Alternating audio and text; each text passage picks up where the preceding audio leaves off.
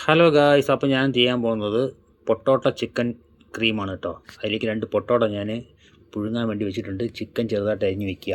അപ്പോൾ ആദ്യം നമുക്ക് പൊട്ടോട്ട പുഴുങ്ങാം. പുഴുങ്ങുമ്പോൾ കുറച്ച് ടേസ്റ്റിന് ഉപ്പിടുക, കുറച്ച് മഞ്ഞൾപ്പൊടിയും കൂടി ഇട്ട് കൊടുക്കുക.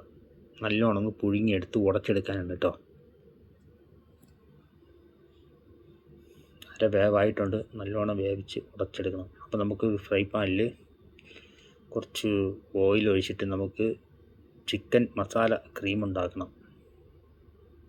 അതിൽ കുറച്ച് ഓയിൽ ഒഴിക്കുക.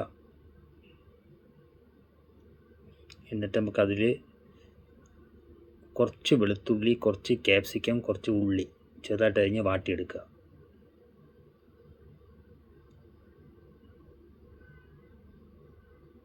ഒന്ന് ബ്രൗൺ കളറിൽ നിന്ന് വാട്ടിയിടണം കേട്ടോ. കുറച്ച് ടേസ്റ്റിന് ഉപ്പിട്ട് കൊടുക്കുക.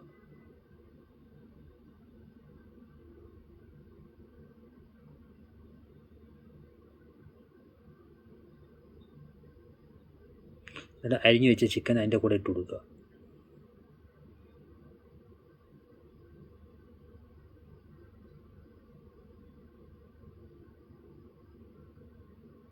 വെള്ളം പോകുന്നവരൊന്ന് വാട്ടിയെടുക്കുക. ഇനി നമുക്ക് പൊട്ടോട്ടയെ നമുക്കൊന്ന് ഉടയ്ക്കുക. വെന്ത പൊട്ടോട്ടയെ ഒന്ന് നല്ലോണം ഒന്ന് വെള്ളം ഊറ്റി കളഞ്ഞിട്ട് ഉടച്ചെടുക്കുക. അല്ല, കുഴമ്പ് രൂപത്തിൽ ഉടച്ചെടുക്കുക കേട്ടോ. ചിക്കനിൽ ഞാൻ കുറച്ച് തക്കാളി ഇട്ട് കൊടുക്കുന്നുണ്ട് കേട്ടോ. ഒരു പകുതി തക്കാളി ചിക്കനിലോട്ട്. വെള്ളങ്ങളൊക്കെ പോയി ഒന്ന് തുറുതായിട്ടുണ്ട് ചിക്കൻ. ഇനി നമുക്ക് പൊട്ടോട്ട ഉടച്ചതിൽ നമുക്ക് കുറച്ച് ക്രീമൊക്കെ ഒഴിക്കണം. ചീസ്, അതായത് കുക്കിംഗ് ക്രീം കുറച്ച് ഒഴിക്കുക. വൈപ്പിംഗ് ക്രീം എന്ന് പറയും കേട്ടോ. അപ്പോൾ നമ്മൾ കുഴമ്പ് രൂപത്തിലായിട്ടുണ്ട് പൊട്ടോട്ട. ഇനി നമുക്ക് ചിക്കനിൽ നമുക്ക് മസാല ഇട്ട് കൊടുക്കാം. കുറച്ച് മഞ്ഞൾപ്പൊടി, കുറച്ച് അറബി മസാല, കറി മസാല, ഇതെല്ലാം കൂടി ഇട്ട് നല്ലോണം വാട്ടിയെടുക്കുക. കുറച്ച് തക്കാളി പേസ്റ്റ്,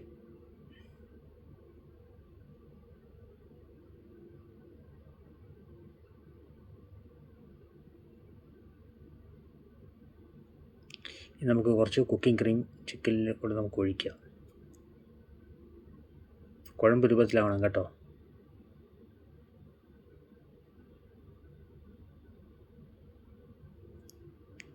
മസാല റെഡി ആയിട്ടുണ്ട്. നമുക്ക് ഉടച്ച പൊട്ടോട്ട പാത്രത്തിലോട്ട് നിരത്തി സ്പൂൺ കൊണ്ട് നിരത്തി വയ്ക്കുക.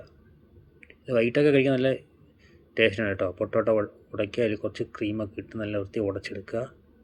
ചിക്കൻ മസാല നമ്മൾ അതിൻ്റെ കൂടെ നിരത്തി വയ്ക്കുക. അപ്പോൾ നമ്മുടെ ചിക്കൻ പൊട്ടോട്ട ക്രീം റെഡി ആയിട്ടുണ്ട്. അതിൻ്റെ മീതെ കുറച്ച് പാർസ്ലി ഞാൻ ഇടുന്നുണ്ട് കേട്ടോ. അറബിയിൽ ബഗ്ദുനസ് എന്ന് പറയും. വീഡിയോ ഇഷ്ടപ്പെട്ടാൽ സപ്പോർട്ട് ചെയ്യുക. അപ്പോൾ ചിക്കൻ പൊട്ടോട്ട ക്രീം റെഡി ആയിട്ടുണ്ട്. സിമ്പിൾ പണിയാണ് കേട്ടോ.